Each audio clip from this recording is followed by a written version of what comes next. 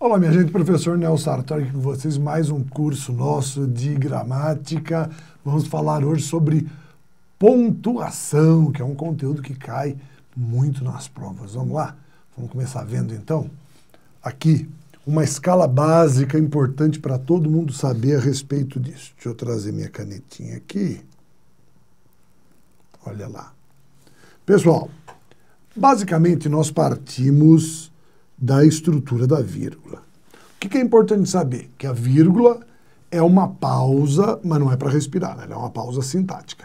E ela tem uma escala de pausas partindo dela que vão aumentando. Quando você chega no ponto e vírgula, uma pausa maior, 2 pontos, uma pausa ainda maior, até o ponto final, que é uma paralisação.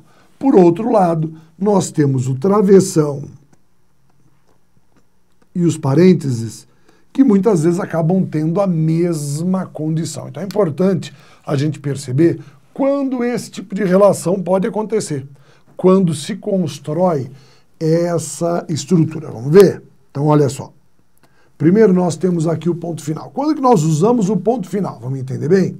Indicar o final de uma frase declarativa convencional. Sei exatamente o que aconteceu. Pronto. Tá? Fiz uma afirmação, usei o ponto final.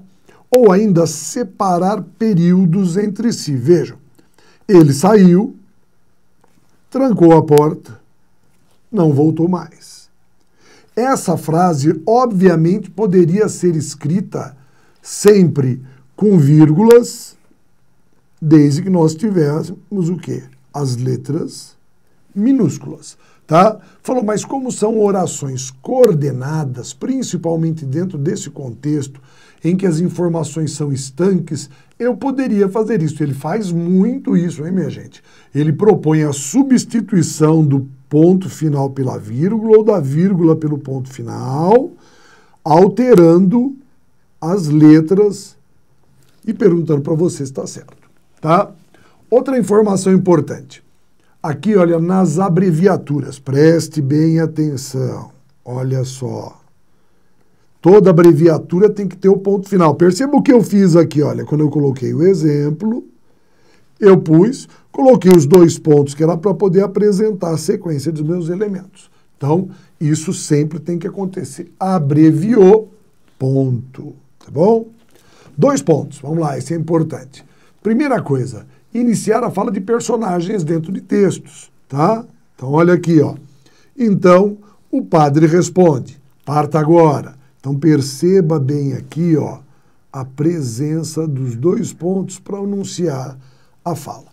Depois, antes de apostos, orações apositivas, enumerações, então, olha só, vão vendo? Apostos, orações apositivas, enumerações, sequência de palavras que explicam, resumem ideias anteriores. Então vejam só o exemplo aqui que a gente dá.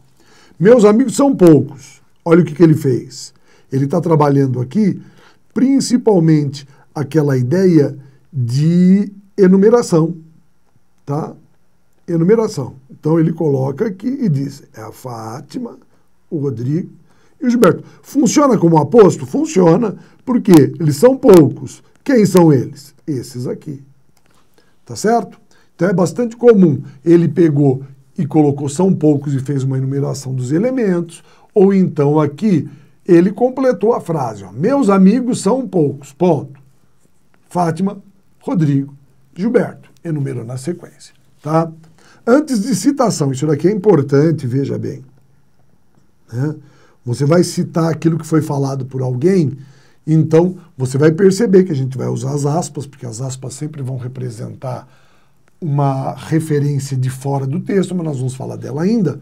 Coloquei os 2 pontos, vem então a citação. Então olha só, como já dizia Vinícius de Moraes, 2 pontos, que o amor seja eterno, posto que a chama, mas que seja infinito enquanto dure. Né? A frase famosa dele aí, mas só que sendo citada respeitando a autoria. Depois, as reticências. Né? Fique bastante atento a esse tipo de estrutura, porque eles costumam perguntar muitas coisas variadas. Tá? Então, primeiro, indica dúvida ou hesitação. Essa daqui é bem interessante. Veja só, ela representa bem a fala, não é mesmo? Quando a gente diz assim, ó, sabe, eu queria te dizer que esquece, percebeu? É como se eu desse a pausa na minha fala. Depois, na letra B, interrupção de uma frase deixada gramaticalmente incompleta. Vamos ver por que ela é incompleta? Imagine a pessoa falar assim, alô, João está... Falou assim, agora não se encontra. Quem sabe se ligar mais tarde, perceba que aqui, ó, você tem a ideia, quem sabe se ligar mais tarde, ele já terá chegado, tá? Então ele poderá atendê-la. Então é uma ideia continuada, tá certo? É uma ideia continuada. Então, aqui dentro da fala das personagens. Depois, letra C, ao fim de uma frase gramaticalmente completa, com a intenção de sugerir prolongamento da ideia. Vejam a diferença. Aqui, ó, ela é incompleta. Aqui, ela é completa. Mas com a intenção de sugerir prolongamento da ideia, ou seja, que você continue. Veja que interessante. Sua tez alva e pura, como floco de algodão, tingia-se nas faces de uns longes cor-de-rosa. E aí aparecem aqui as reticências. Qual a intenção disso? Você continua construindo a imagem da personagem.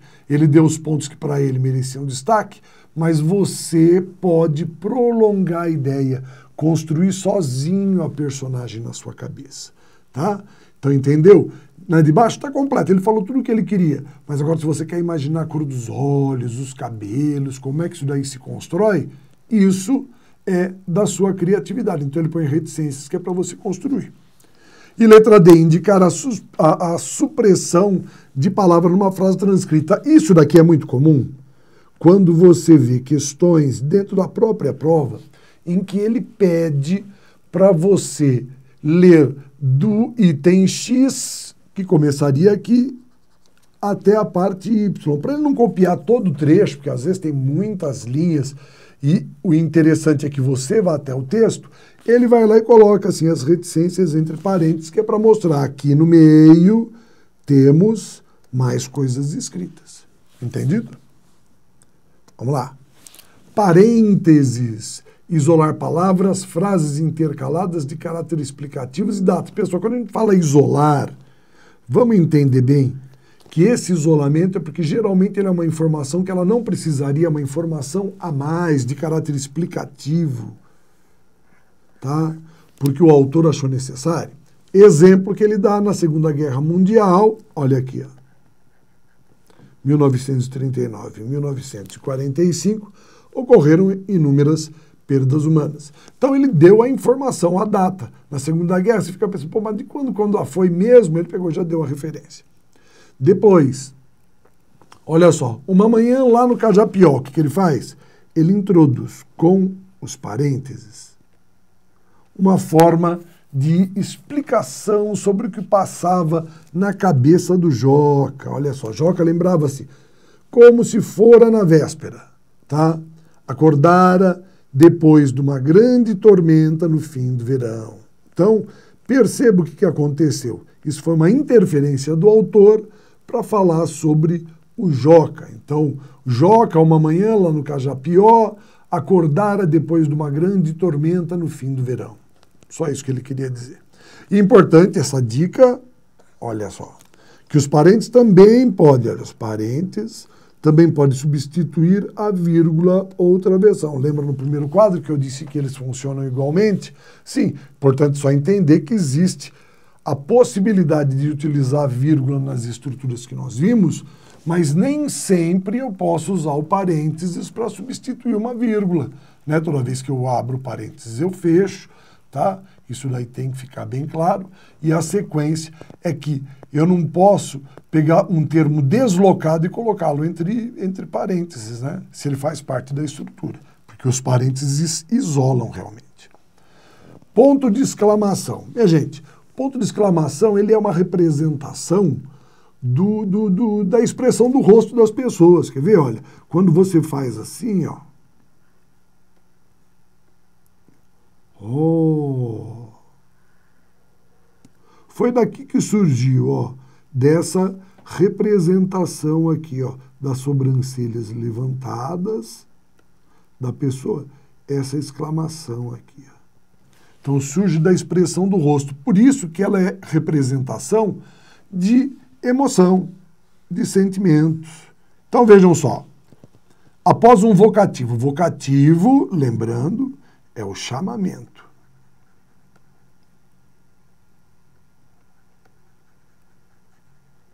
Então aqui, ó. Meu filho.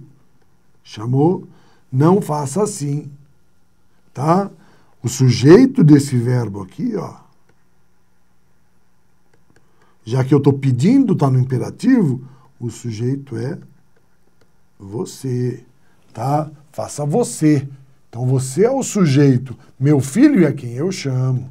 Depois do imperativo, o imperativo é a ordem, só que como eu sempre me dirijo a alguém, sempre essa ordem e esse pedido vão estar representados, olha só, no caso, eu dei uma ordem, cale-se, eu mandei, né? Eu afirmei, tá? Aqui não foi diferente esse verbo, tá? Só que aqui a preocupação dele era após o vocativo, aqui não, aqui é após o imperativo, cale-se, tá? Aqui, mais uma vez,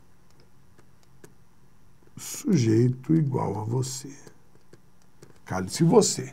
E é por isso, quando eu expresso a minha fala, que isso aparece. Após interjeições, lembre que interjeição é a expressão emotiva, geralmente, né? Ufa, ai, e assim por diante. São expressões que representam, na verdade, uma emoção. Ó, após palavras ou frases que denotem caráter emocional. Que pena, não é verdade? Mas que pena. Então ele vai lá e joga a exclamação para representar uma postura de voz, tá? Uma postura de voz. E o ponto de interrogação, que nós sabemos bem como é que funciona. Primeiro para perguntas diretas, né? Olha só. Como você se chama? E às vezes, juntamente com um ponto de exclamação.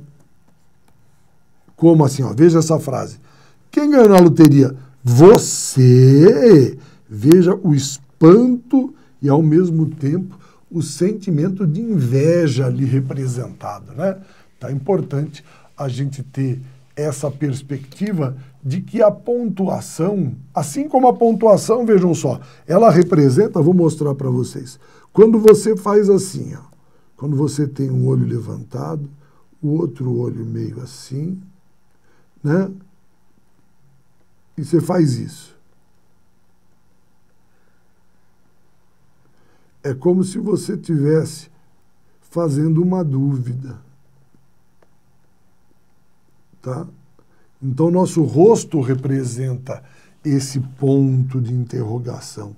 Ele é representativo desse tipo de expressão e de sentimento. Tá? E como a gente muda a impostação de voz, porque é através da impostação de voz que nós fazemos a representação dos pontos, né? Os pontos são representados dessa maneira. Quando eu faço assim, ó, eu represento a exclamação, quando eu faço, eu represento, opa, do lado errado, né? Eu represento a interrogação, tá? Quando eu fico quieto, assim, ó, é o ponto final. E quando você baba, né? São as reticências. É uma forma da pontuação representar os fatores da expressão física durante a emoção. É uma maneira de se construir essa relação, tá bom? A gente volta então depois falando mais com vocês sobre pontuação.